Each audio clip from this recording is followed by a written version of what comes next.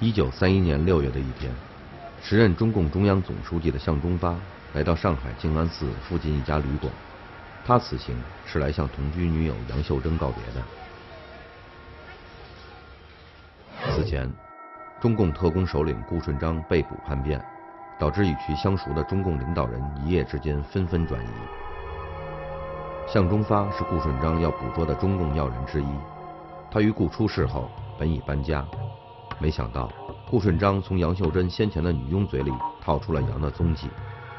为免遭不测，中共中央决定立即安排向忠发离开上海，前往江西中央苏区。但向忠发提出了一个要求，一篇文章记述：临走前夕，向忠发无论如何要见杨秀珍一面，他说不见不走。因向是总书记，分管中央军委及政治保卫的周恩来答应了他的请求，言见一面马上就走，不能在外过夜，以免有危险。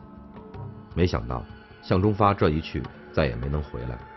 发生了什么事呢？向忠发又名向仲发，祖籍湖北，曾在汉阳兵工厂及汉阳造币厂学徒，后在一家轮船公司做事，成为工运领袖，并于1922年加入中共。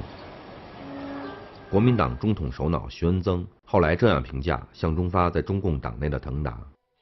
国共分裂之后，共产党内部也引起了分裂，第一次清算了陈独秀，第二次又罢黜了瞿秋白。这前后两任中共中央总书记都是小资产阶级出身的知识分子，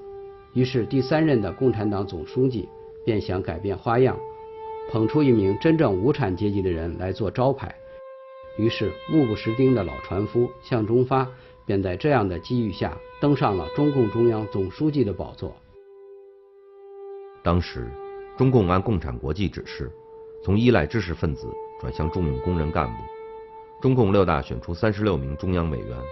工人出身的占了22个。向忠发可以说是中共历史上唯一一位工人出身的总书记。然而，自化名亡明的中共留苏人员陈绍宇等回国后，在共产国际远东局书记米夫支持下，开始批判立三路线。李立三实为向忠发在任时的中央宣传部长，向因此受到牵累。他虽工人出身，保住了总书记的位子，却从此精神消沉。也就在此时，向忠发与舞女出身的杨秀珍走到了一起。时任国民党调查科主任的徐恩曾回忆：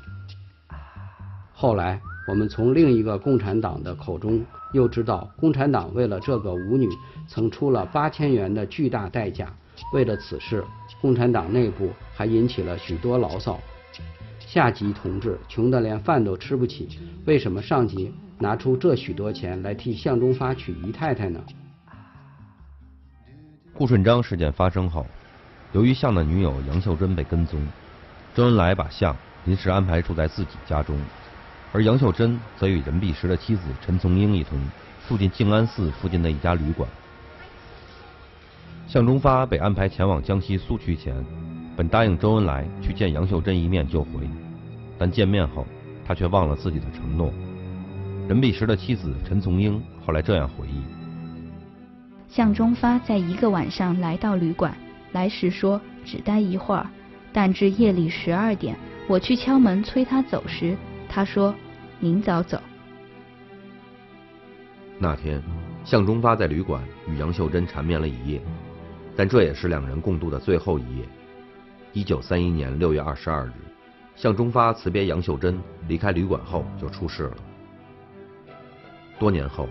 作家叶永烈在《出没风波里》一书中这样记述：那是在22日上午9时，当向忠发在上海市中心静安寺应商所办的探乐汽车行叫出租车时，被密探牛捕，关入善中路巡捕房。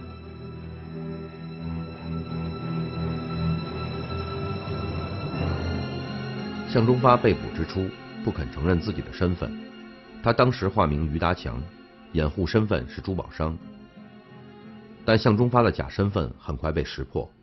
是什么泄露了他的真实面目呢？徐恩曾回忆：他出来时不肯承认他是共产党的第1号领袖，我们对原报告人本来不十分信任。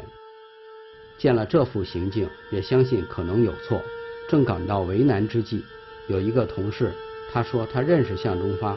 并知道向忠发过去的历史。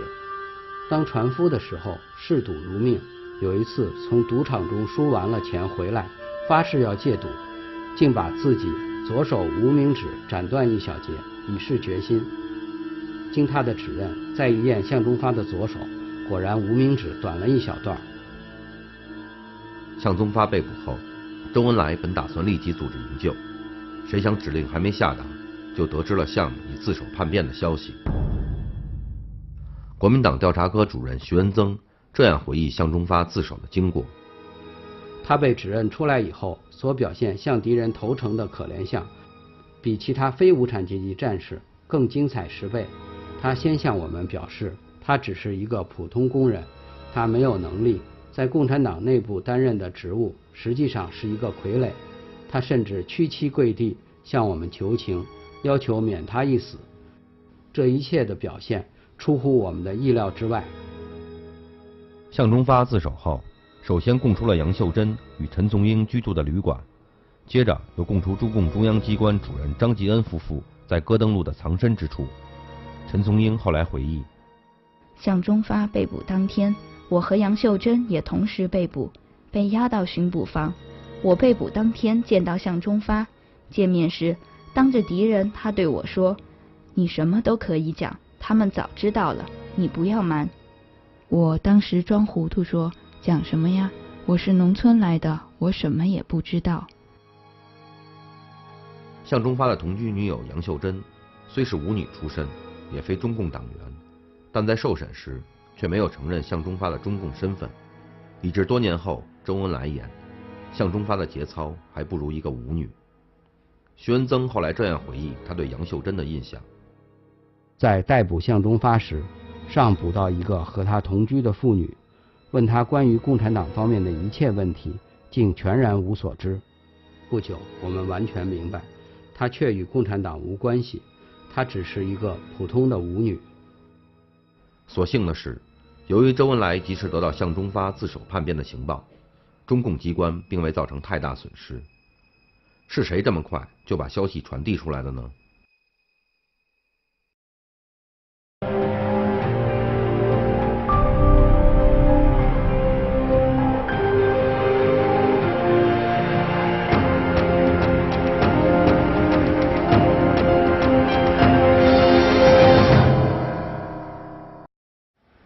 上世纪30年代的上海滩，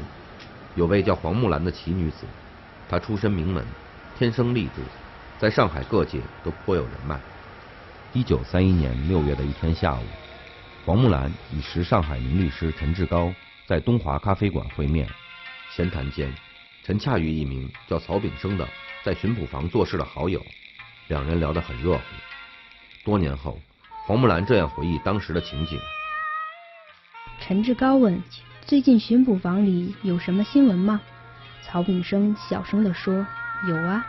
南京国民政府派人来抓了一个共产党的头头，湖北人，60岁左右，镶一口金牙，酒糟鼻子，只有9个手指头，是悬赏了10万块钱才抓获的。”我用茶匙搅拌着咖啡，装作一副对这种事漠不关心的样子。接着曹炳生又说：“这个家伙真不中用，一坐上电椅就吃不消，招供了。”曹炳生的这番话让黄木兰心中一震，她因何对这件事如何关注呢？黄木兰原名黄章定，湖南浏阳人，其父黄颖初曾是戊戌6君子之一谭嗣同的幕友。黄木兰毕业于长沙中南女校，早年就参与新文化运动，后于1926年加入中共，并将名字改为木兰，取仰慕花木兰之意。黄木兰于4·12后被中共调入上海的中央机关任机要秘书。黄木兰的第一次婚姻因家庭包办而破裂，后来两人丈夫都是中共党员，却都不幸殉难。她与上海名律师陈志高相识，最初是为了营救被捕的中共领导人，两人因此成了恋人。多年后，黄木兰这样回忆她与陈志高在咖啡馆听到中共要人被捕时的情形：我暗暗琢磨起来，共产党的头头，湖北人，那是谁呢？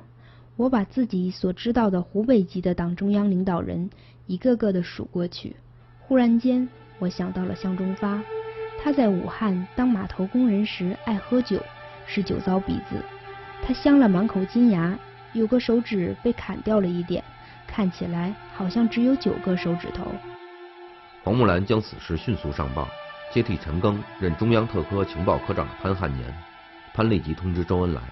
周要黄木兰通过关系继续打探向忠发在狱内的情况。黄木兰回忆，过了几天，我就想找陈志高谈此事。我以好奇的口吻问他，我问你，那天你朋友曹炳生所谈的那件案子后来怎么样了？我对这种人的下场倒是蛮有点兴趣的。陈志高说，我打个电话问小曹就知道了。没几天，他从曹炳生那里打听到了有关情况，立即告诉我说，这家伙注定该死。原来1931年6月24日，也就是向忠发被捕仅3天后，因无可利用，他被国民党淞沪警备司令部枪决。徐文增后来回忆，按照我们办理同样案件的程规，向忠发既有表示转变，他的求生愿望是应该让他实现的，但是这一次却发生了差错。当我们在南京接到向忠发愿意转变的报告时，他已被上海警备司令部下令枪决了。这样的处置对我们的工作的展开上实际上是种损失。向忠发被杀后，他所美国华人资讯网是美国本土最大的华人网站，无论您想移民美国、办理绿卡、旅游接送、租房买房、办理签证、赴美工作、赴美留学、赴美生子、跨国交友、恋爱结婚，一切信息尽在美国华人资讯网3w. 美国华人资讯网.com。害了中共党员张继恩、张月霞夫妇及陈松英等，虽被列为同案犯，但都抵死不承认其中共身份，最终被判轻刑后先后释放。舞女杨秀珍因与向同居，获刑2年半，后来不知所终。顾顺章被捕叛变，不仅导致向忠发被杀，也使中共无法在上海立足。1932年，中共中央因顾顺章事件，不得不从上海迁至江西瑞金。1934年10月，随着留守上海的中央局书记盛忠亮被捕叛变，上海的中共机关在顾顺章叛变后已破坏殆尽，中央特科也从此结束了他在上海的使命。那么，顾顺章及那些在国共密战中激烈较量的红白特工们，后来的命运又如何呢？1932年初，正在南京读中学的张永琴放学回家后，接到母亲拿来的一张照片，说是邻居上门为张提亲。张永琴当时还不知道照片上的人有何来头，他后来回忆，那时中统派到顾顺章身边做秘书的王思成，大概是奉中统的旨意，打算为顾顺章做媒。王将此意告诉了手下一个工作人员吴红林。吴回家对其婶娘谈起此事，这位吴老太太与我家是近邻，便向我母亲提起此事。母亲拿了顾的照片给我看，我出于好奇，就答应与顾见面。原来，自顾顺章叛变导致前妻张杏华等被中共灭门后，国民党调查科主任徐文增被笼络人心，授意部下帮顾找一名新夫人。多年后，张永琴这样回忆他与顾的结合：顾顺章给我的印象是个子矮点，人长得还英俊，挺神气，能说会道，见多识广。大约来往了2-3个月，我父母便提出结婚，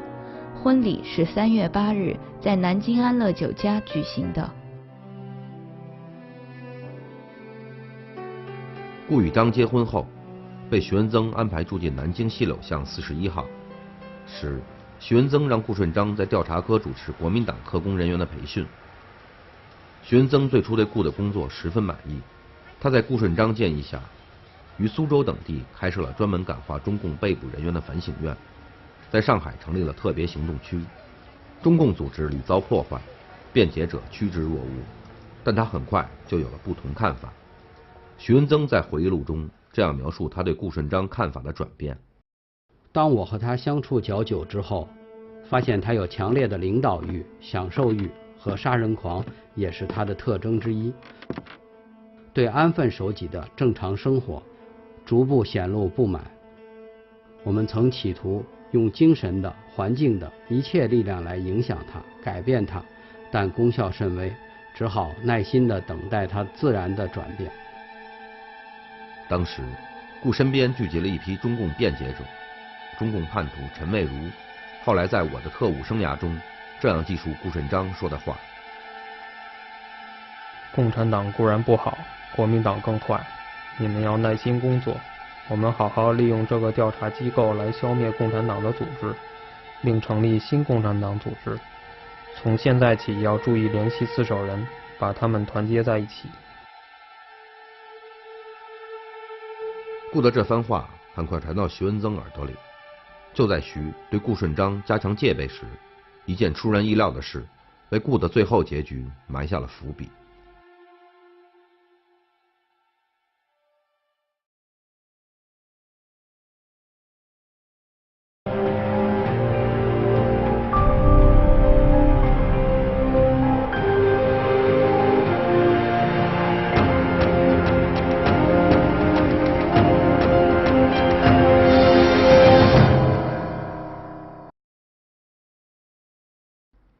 还在1931年，国民党内黄埔出身的贺中涵、戴笠、郑介民等组织了一个名为复兴社的机构，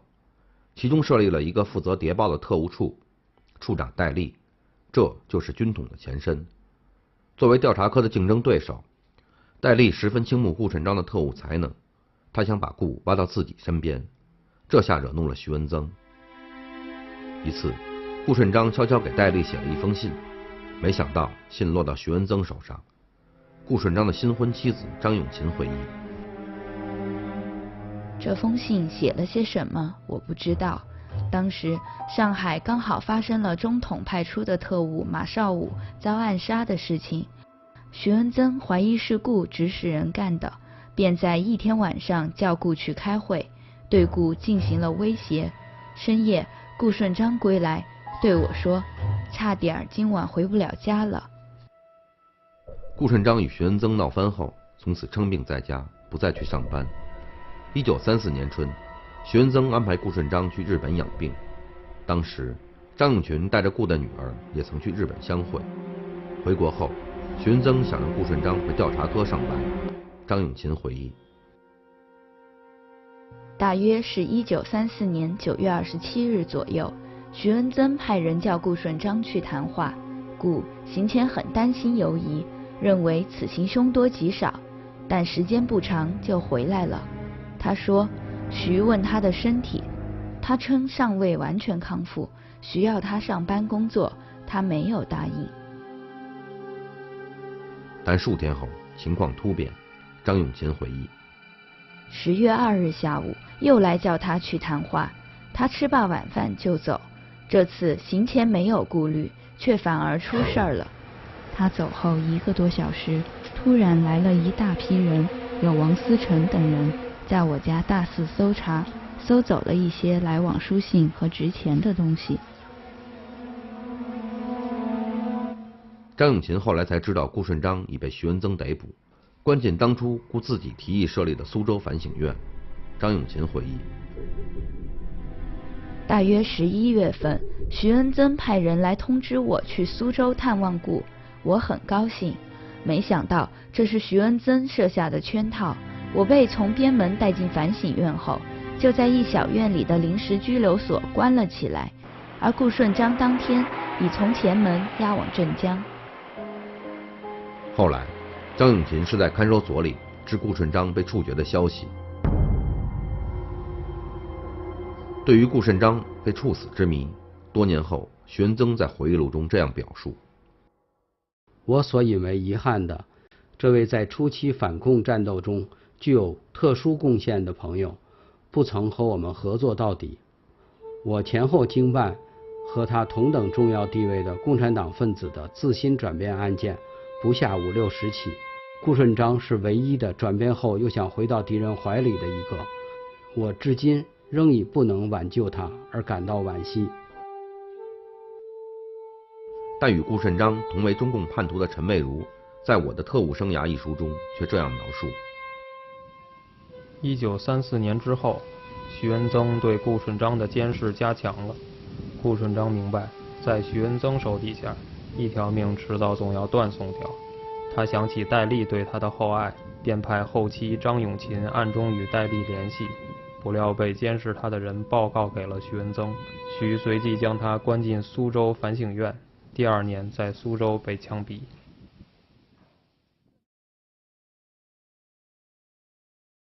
还在顾顺章被捕叛变之初，在国民党调查科卧底的中共第一个双面间谍杨登营因故的出卖被捕入狱。作家英庭在双面特工杨登营中这样记述：由于国民党未抓到把柄，再加上时任国民党组织部副部长的张道藩疏通，杨登营被保释出狱。1934年，国民党再度启用杨登营任南京反省院副院长。此时的杨登营已经完全脱离特工系统，生活归于平淡。1949年解放军攻占南京后，有人发现杨登营在南京街头摆纸烟摊谋生。他因曾在国民党反省院任职，于1950年镇反时被移送法院。后经陈赓证实，他曾帮助过中共，才得以保全性命。1976年1月，周恩来病重弥留之际，曾提到一些当年对中共帮助甚大却鲜为人知的名字，其中就有杨登营。周恩来没忘的另一个人是黄木兰。黄曾在上海营救过包括周恩来、关向英等在内的很多中共领导人，被周称作我党百科全书。黄木兰当年在中央特科曾受潘汉年领导，新中国成立后，潘汉年被打成内奸，黄也受牵连，被关入秦城监狱。直到1980年，潘案被宣布为错案，黄才重获自由。他一生国共两党的监狱都做过，晚年定居杭州。到2011年7月9日，已度过了他105岁的生日。当年，中共在秘密战场的死对头，国民党调查科主任徐恩曾，后来成为国民党中统的首脑。他在与军统头目戴笠的竞争中，许败下阵来。1945年，他因参与中缅印边境走私案被蒋介石颁令，撤去徐恩曾本兼各职，永不录用。而曾捕获中共特工首领顾顺章的是国民党武汉侦缉处长蔡孟坚。抗战爆发后，国共联合抗日，蔡与当年未曾抓捕到的周恩来在武汉相见，蔡形容两人相逢一笑泯恩仇。他回忆，彼时周兼共党驻汉代表，他任陈诚的政治部副部长，每日过武昌，夜检公务陈。周知我主持武汉警政，有11艘公用小轮，周协夫人特地到警局访我，请我给他用公务小轮过江。我令主持小轮人员，以后每遇周副部长要用小轮，随时接送往返武昌、汉口。蔡孟坚后于国民党撤离中国大陆后移居美国，曾接据过困居加拿大的同乡中共早期领导人张国焘。张国焘在加拿大逝世后，是蔡孟坚通过关系转告蒋经国，由台湾方面电汇蔡孟坚3500美元，处理了张国焘的后事。蔡孟坚本人于2001年在美国去世，享年96岁。